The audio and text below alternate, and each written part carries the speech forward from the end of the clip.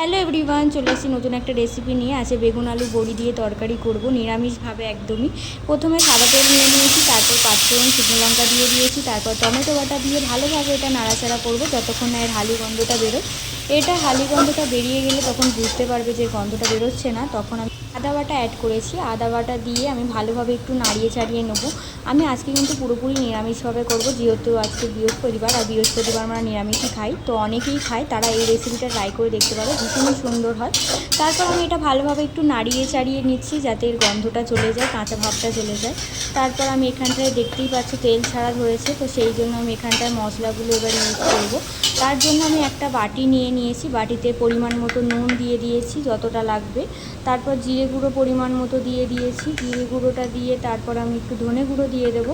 ধনে গুঁড়োটাও পরিমাণ মতো দিয়েছি, যেরকম পরিমাণ অনুযায়ী সব কিছু দেবে। এবার হলুদ গুঁড়ো, একটু লঙ্কার গুঁড়ো দিয়ে দিয়েছি। লঙ্কার গুঁড়ো দিয়ে একটু সামান্য পরিমাণ তেল দিয়েছি, দিয়ে একটু জল দিয়ে ভালোভাবে এটা নাড়িয়ে নিয়ে একটা ব্যাটার তৈরি করব। মিডিয়াম, যেন বেশি জল দিও না, তাহলে ভালো লাগবে না। তো এখানটা আমি ব্যাটারটা তৈরি করে নিয়েছি, নিয়ে আগে থেকে যে মশলাটা কষিয়ে রাখছিলাম, তেল ছাড়ছিল, সো সেখানটা আমি এটাকে অ্যাড করে দেবো।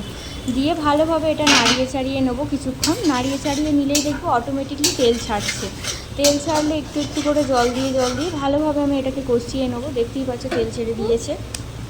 এবার এখানে আমি একটু একটু করে জল দিয়ে ভালোভাবে এটা কষিয়ে নেব যতক্ষণ না এর ভালোভাবে তেলটা ছেড়ে যাবে। তারপরে আমি এখানটায় বেগুন আলু যে কেটে রেখেছিলাম, সেই বেগুন আলুটাকে অ্যাড করব। এখান থেকে দেখতেই পাচ্ছ নাড়িয়ে চাড়িয়ে দিয়েছি, দেখো তেল ছাড়তে শুরু করে দিয়েছে। দেখতে পাচ্ছ ওপরে যে তেলগুলো ভেসে উঠেছে, এরকমভাবে দেখতে লাগবে ঠিক। তারপরে আমি বেগুন আলুগুলোকে দিয়ে দিয়েছি। বেগুন আলুগুলোকে কেমনভাবে কেটেছি একটু দেখে নিও। বেগুনগুলোকে একটু বড় বড়োভাবেই রেখেছি, কারণ বেগুনগুলো সিদ্ধ তাড়াতাড়ি হয়ে যায়। আর এটা কষানোও আমার হয়ে গেছে, দেখতেই পাচ্ছ। কষিয়ে নিয়ে ভালোভাবে 2-3 মিনিট ধরে তারপর এখানে আমি জল ইউজ করব। তোমরা যেমন পরিমাণ জল খেতে চাও সেমনটা দিও। আমি এখানটা মিডিয়াম একটা জল দিয়েছি। এটা কষা কষা মতোই আমি করব, যেহেতু নিরামিষ তো বেশি ঝোল হলে আমার ভালো লাগে না। তো সবাই যার যেরকম ইচ্ছা সেরকম করতে পারো। আমি এটা ভালোভাবে এবার সিদ্ধ করতে বসাবো। অন্তত 10 মিনিট মতো আমি এটাকে সিদ্ধ করব, একদমই মিডিয়াম ফ্লেমে, কারণ হাই ফ্লেমে করলে সিদ্ধ তো হবেই না, আর জলটা কমে যাবে। আবার গরম জল না দিলে, ঠান্ডা জল দিলে দেখতে ভালো লাগবে না, খেতেও ভালো লাগবে না। এখানে দেখো আমার ফুটে উঠেছে তরকারিটা, আর আগে থেকে আমি বড়ি ভেজে রেখেছিলাম, ডালের বড়ি, তো সেটাকে আমি অ্যাড করে দিয়েছি। দিয়ে ভালোভাবে এটাকে নাড়িয়ে চাড়িয়ে নিয়ে আবার ঢাকা দিয়ে দিয়েছি। আমি কিন্তু মানে প্রথম যে ঢাকাটা দিয়েছিলাম তার 2-3 মিনিট পর খুলে এটা ফুটে উঠেছিল বলেই এটা দিয়ে দিয়েছি। তারপর একটু ঘি ইউজ করেছি।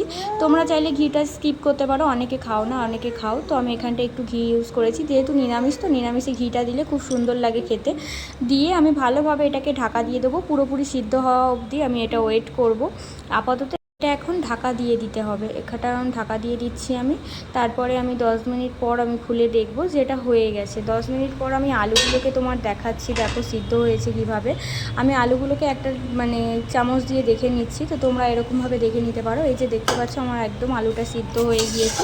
তো হয়ে গেছে তরকারিটা। নিরামিষভাবে এরকমভাবে বানিয়ে দেখো। আজকে বৃহস্পতিবার, বৃহস্পতিবারের দিনে নিরামিষ রেসিপি ট্রাই করে দিলাম। কেমন হয়েছে অবশ্যই কমেন্টে জানিও। ভালো লাগলে লাইক কমেন্ট শেয়ার করে দিও। আজকের রেসিপি এই পর্যন্তই। Tata, bye bye. আবার দেখাবে নতুন একটা রেসিপি নিয়ে।